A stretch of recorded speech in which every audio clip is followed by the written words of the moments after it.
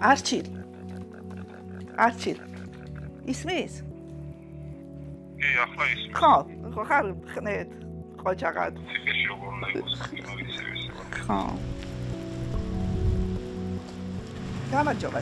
იცით შეხვედრაზე საიდან უნდა პაემანი გვაქვს ეს აქ არის წიგნებს რომ მას ვიგზავნით. არჩილს მე შევთავაზე უმაღლესი ჩაბარება.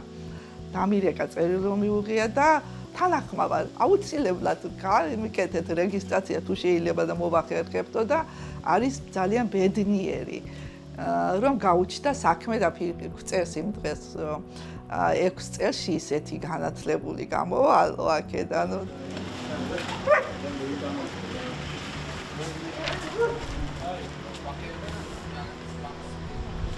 სარო რა საბუთები არ დამიწუნეს ანუ არ შეგიშვეს